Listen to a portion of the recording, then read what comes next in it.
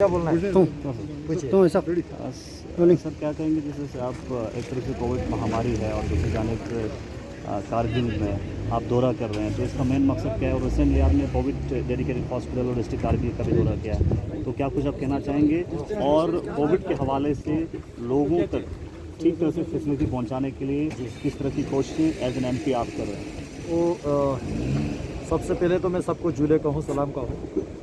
इस कोविड के महामारी जो सेकंड वेव जो चल रहा है उसमें मैं पूरे मेरा जो लद्दाख पार्लियामेंट्री कॉन्स्टिट्यूंसी है, द्रास से लेकर दमजोक तक, जंस्कार से लेकर नुब्रा तुर्तुक तक, वहाँ तक हर जगह मेरा नज़र हमेशा रहता है। और सभी इलाके के जो कंसर्न मेडिकल ऑफिसर है, कंसर्न मजिस्ट्रेट ऑफिसर है, पुलिस ऑफिसर है, सभी लोगों के साथ मैं टच में रहता हूँ। और ख़ासकर डिस्ट्रिक्ट हेडकोार्टर्स चाहे लेह में हो, कारगिल में हो, मेरा कोशिश ये है कि मैं खुद फिज़िकली जाके इसके इंतज़ामिया की ओर से, एडमिनिस्ट्रेशन की ओर से क्या क्या अरेंजमेंट है और हमें कहाँ तक आगे तैयारी करना पड़ेगा, मैं उसके खुद एक जायज़ा लेने की मैं कोशिश कर रहा हूँ।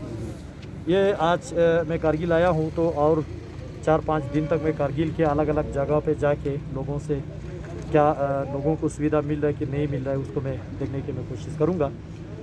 और सबसे पहले तो मैं कारगिल के लोगों को धन्यवाद देना चाहूँगा, अप्रिशिएट करना चाहूँगा एडमिनिस्ट्रेशन को पूरा कोऑपरेट करके इस लॉकडाउन को जो सभी लोगों ने एक्सेप्ट किया और खुद के सेहत को बचाते बचाते लोगों के सेहत को भी बचाने को भी ख्याल लोगों ने रखा है। आज मैंने कारगिल आते ही डिस्ट्रिक्ट हॉस्पिटल गया और कोविड डेडिकेटेड हॉस्पिटल गया और वहाँ पे हमारा RT-PCR लेबोरेटरी जो बायोसेफ्टी लेवल 2 का है वहाँ भी जाके मैंने समझने की कोशिश किया। और यहाँ के जो चीफ मेडिकल ऑफिसर्स है और यहाँ के मेडिकल सुपरिटेंडेंट है, सभी लोगों से मिल के हमने चर्चा किया। तो कुल मिला के मैं ये बता सकता हूँ, कारगिल में आज के डेट में हमारे पास ऑक्सीजन की कमी नहीं है, बेड की कमी नहीं है, वेंटिलेटर की कमी नहीं है। जो हम मीडिया में देखते हैं कि बाहर के लद्दाख से बाहर जो अलग अलग स्टेट्स में इसका जो महामारी चल रहा है, लेकिन लद्दाख में इस तरह से क्राइसिस जो है आज के डेट में हमारे पास नहीं है। हमारे पास सफिशिएंट बेड है, हमारे पास सफिशिएंट ऑक्सीजन है, हमारे पास सफिशिएंट वेंटिलेटर है और भी हमारे पास क्या क्या ज़रूरत है वो भी हो रहा है। और खुशी की बात है, लद्दाख UT बनने के बाद कारगिल का एक पुराना मांग था जो 300 बेडेड हॉस्पिटल बनाने को लेके, वो भी अभी हमने देख के आया। उस पर एक साइड में कंस्ट्रक्शन भी प्रोग्रेस में है, दूसरी साइड उसको कोविड हॉस्पिटल भी बनाया है। और मुझे खुशी हुआ इतने स्पीड्स में जो एडमिनिस्ट्रेशन काम कर रहा है, सभी इक्विपमेंट्स चाहे बेड हो, पिलो हो, बेडशीट हो, सब कुछ आ चुके हैं। लोगों को हम ये एश्योर कर सकते हैं, आश्वासन दे सकते हैं, आने वाले 7 दिन में कारगिल में जो है एक 250 बेड जो है तैयार हो जाएगा। खुदा ना खास्ता हम सब दुआ करेंगे सिचुएशन बहुत ख़राब ना हो भी जाता तो उस चीज़ के लिए हम सब तैयार हैं।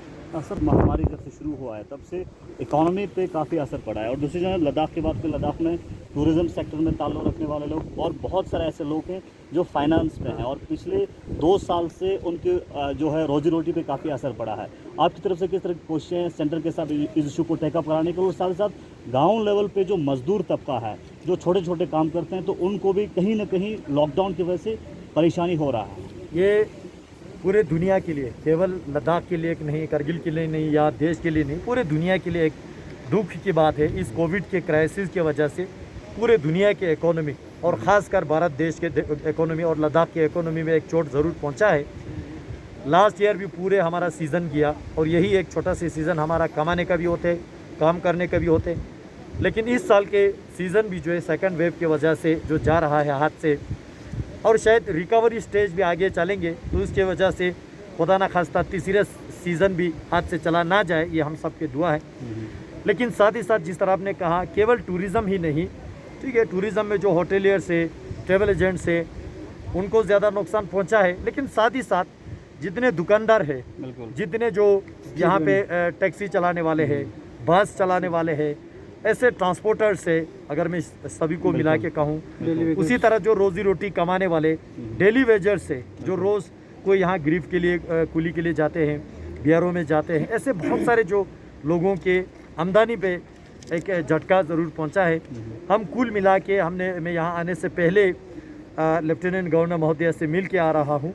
हम चर्चा कर रहे हैं कि किस तरह से एक पैकेज के शेप में लोगों को एक राहत दे सके, और ख़ासकर रिसेंटली कुछ हम छोटे मोटे क्या अपने लेवल पे हो सकता है, जो ट्रेवल एजेंट्स के या होटल्स के जो लाइसेंस रिन्यू करने में जो फीस होते हैं उन चीज़ों में माफ़ करना। मैं आजकल बैंक के साथ भी टाई अप कर रहा हूँ। जो हमारे बहुत सारे जो लोन लिए हुए, जिस किसी ने होटल बनाया, रिजॉर्ट बनाया, दुकान चला रहे हैं, गाड़ियाँ खरीदे हैं, घर बनाया है, ऐसे जिन लोगों ने लोन किया उसको लोन में कैसे वेव हो सकता है, इंटरेस्ट रेट कम हो सकता है, वो सारा हम चर्चा कर रहे हैं। तो यह अंडर प्रोसेस है।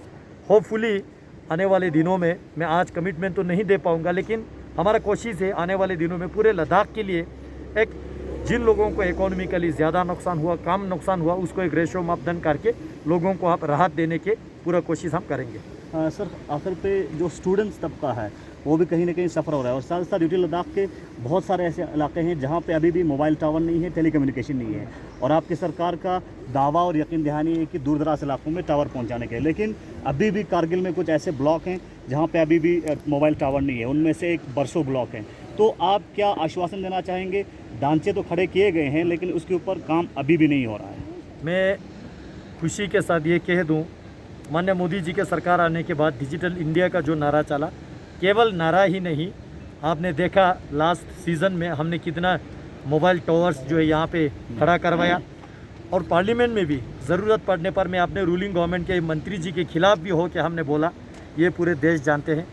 और ख़ासकर जो आपने बरसू की जिक्र किया, थेला ईचू पंबर तक जो हमारा ध्यान रहता है, और दराज से बटालिक सेक्टर है, जंस्कार है, जहाँ जहाँ जो दुर्गम क्षेत्र है, जहाँ पे टेलीकम्युनिकेशन के नेटवर्क नहीं है, बहुत सारे जगहों पे लास्ट 1-2-3 साल में से हमने एयरटेल के साथ टाई अप करके बहुत सारे जगहों पे एयरटेल का हमने लगवाया।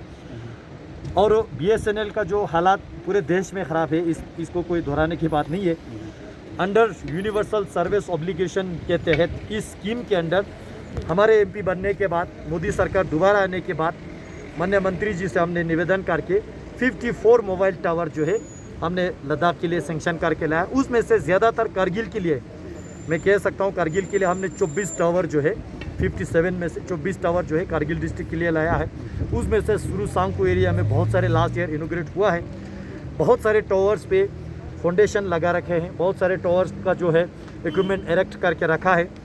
मैं लोगों को ये कमिटमेंट दे सकता हूँ, आने वाले अब इस कोविड महामारी की वजह से लॉकडाउन हो रहा है, लेबर आने का थोड़ा मुश्किल हो रहा है, सिचुएशन ठीक रहा, आने वाले अगस्त सितंबर तक हम ये सारा टावर जो है इनोग्रेट करके शुरू करके लोगों को हम सुविधा देने के तैयार कर रहे हैं। और साथ ही साथ जहाँ जो एरिया लेफ्ट आउट है, जो USOF के अंडर नहीं ले पाए, उनको हम दोबारा सर्वे कर रहे हैं। जियो वाले टीम अभी भी करगिल में बैठे हैं, वो अलग अलग जगहों पे सर्वे कर रहा है, एयरटेल भी अपना सर्वे ले रहा है।